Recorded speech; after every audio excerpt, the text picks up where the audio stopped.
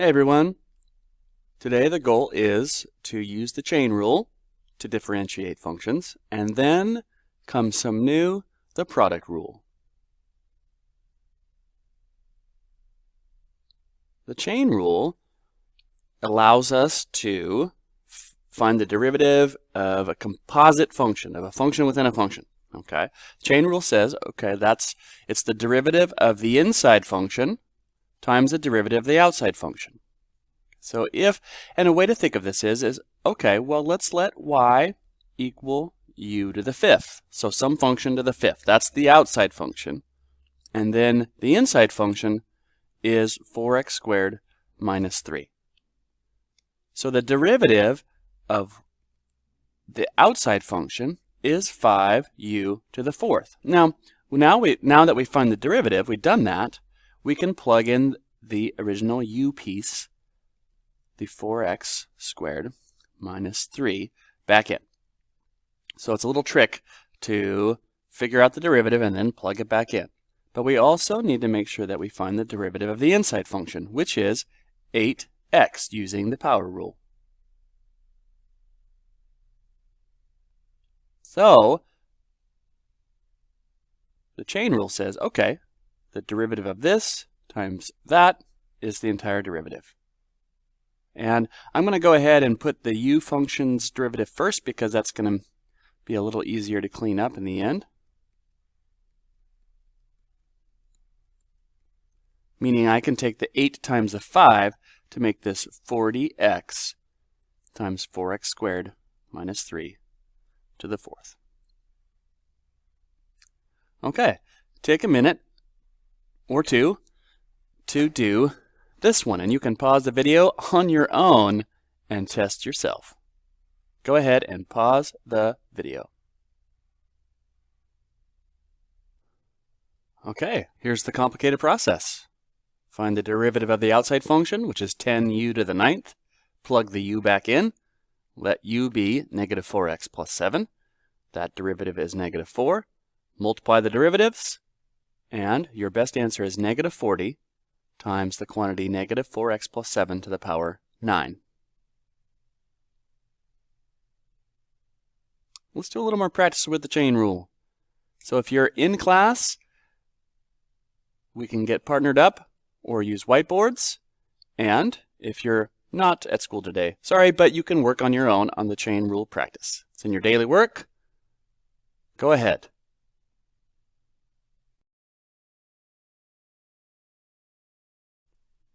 In this video, we're looking at the derivative of two functions being multiplied. And to set that up, let's look at a scenario where we have a function x to the 13th. And from your power rule powers, you know that we would use 13 times 1 and then drop the exponent 1 to get the derivative as 13x to the 12th. Now, if we're looking at this idea of a product, so let's turn x to the 13th into x to the 5th times x to the 8th. Well, x to the 5th, let's make these separate. That's 5x to the 4th as a derivative. And then we've got 8 times x to the 7th. And now if you know, things were easy, we could multiply those two separate derivatives, 5x to the 4th times x, or 8x to the 7th, and we would get 13x to the 12th. Instead, though, we get 40x to the 11th. So this process right here doesn't work. We need something else. We need something called, not a very exciting name, but the product rule. And how does it work?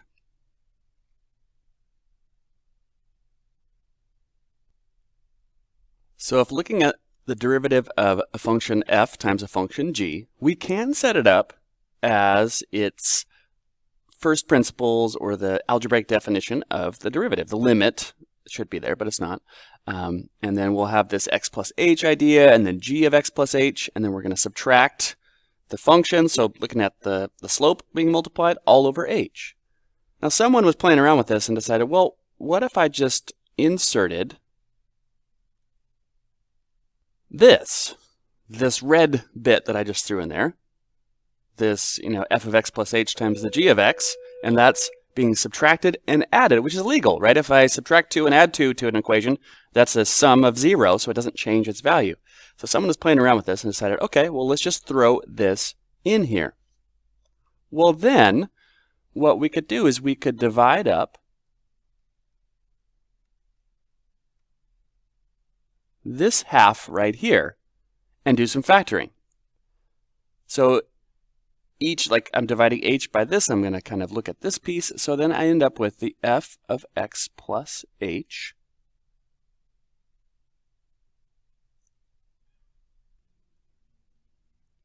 times what's left in that, the g of x plus h minus the g of x all over h. So just algebraically doing some factoring, pulling out the f of x plus h, and then times this, the rest there, the g pieces. Okay, so then we also have this that's left over, and I'm going to use h here because h has to be divided evenly to keep it legal mathematically. And so this looks, and I'm going to factor out the common piece in each term there. So that'll be the g of x, and what's left is the f of x plus h minus the f of x all over h. Okay, so now a couple of these things should look familiar.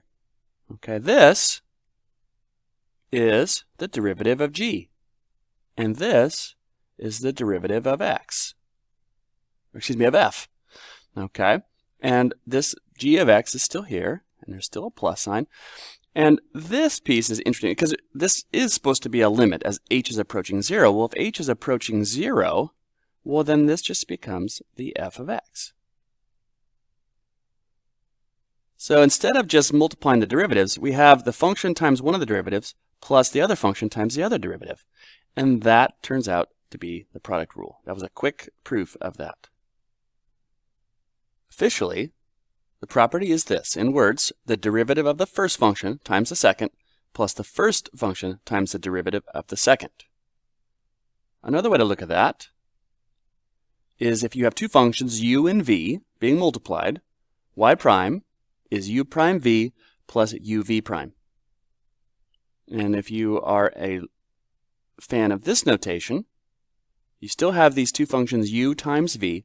Well, it's the derivative of u with respect to x times the function v plus the function u times the derivative of v with respect to x.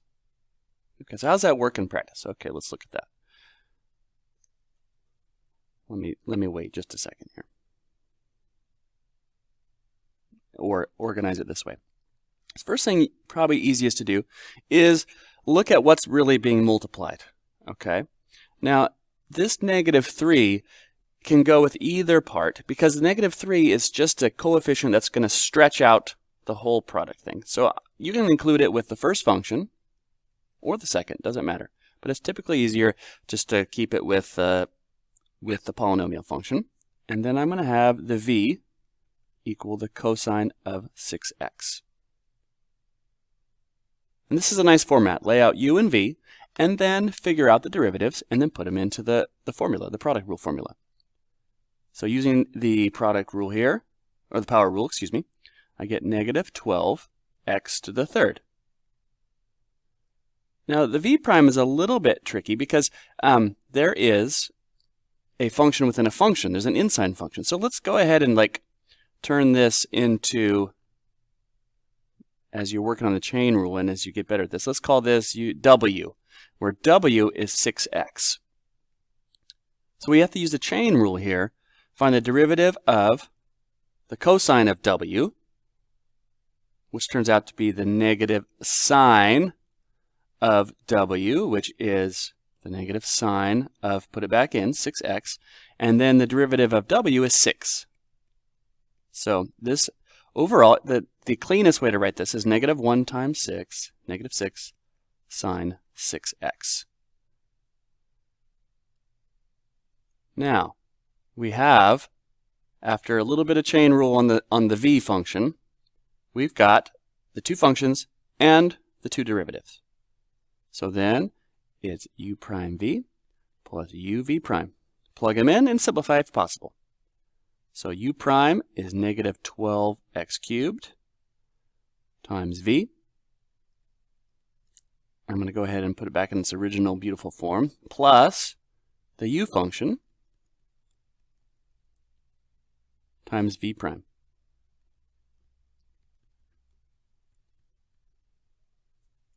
And it's pretty long and complicated. The only thing I really want you to do now is, in proper form, this negative 6 can multiply with the negative 3 and clean it up a little bit. And we could do some factoring, which we should practice. So I'm going to go ahead and take you through that. So then the next step would be negative 12 x cubed times cosine 6x. And then negative 3 times negative 6 is 18 x to the 4th sine 6x. And that's perfectly acceptable. However, there's 2 as a factor of negative 12 and 18, and there's x cubed in each of those pieces, in each of those terms.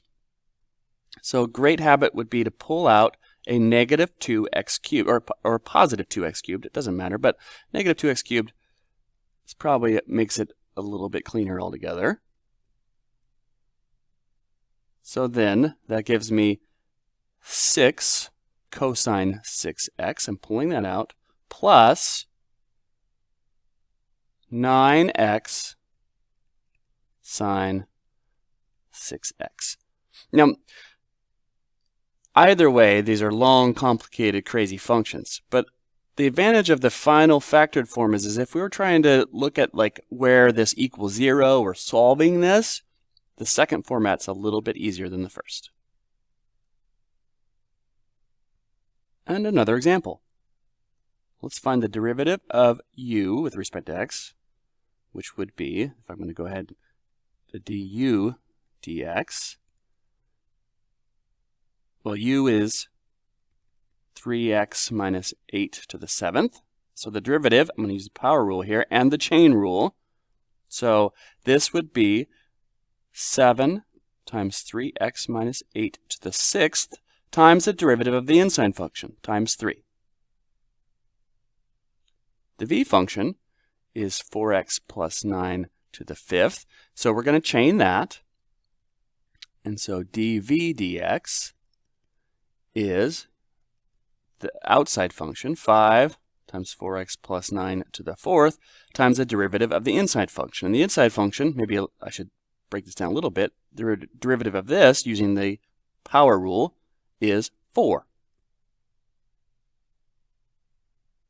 And then it's helpful to probably multiply your coefficients. So I have 21 times 3x minus 8 to the 6th. And here I have 20 times 4x plus 9 to the 4th. Now plug these in to the power rule. So the derivative of the first is, 21 times 3x minus 8 to the 6th times 4x plus 9 to the 5th plus 3x minus 8 to the 7th times the derivative of the second, which is 20, times 4x plus 9 to the 4th. If you got here, great. Now let's go another step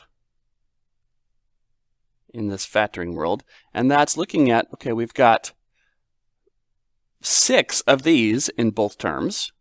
So each of these has 6 as a minimum.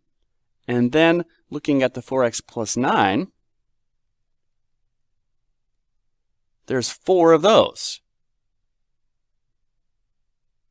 So if I'm going to factor those out, pull them out of these terms, I end up, and the 21 and the 20, there are no common factors, but I have, like I said, 3x minus 8. I have 6 of those. And I have 4 4x plus 9s in each of those. And then I've got what's left. And what's left is 21 times 4x plus 9. One of those is still there because this was to the 5th. I pulled out 4 of them. And I've got 20, and I've got a 3x minus 8 left over. So the good news here is, like, again, if you're going to solve this, I've got this right here. This is just a linear term, a linear function that can be solved easily in terms of finding the zeros. So practice factoring these, but mostly get used to using the product rule. Now that you have done some chain rule review and you've watched the not so great video about the product rule, let's spend the rest of time today working on this set of problems from your textbook, page 134. And this will be homework for tomorrow. And you can email anytime with questions or ask your talented guest teacher who is in class today. There you go.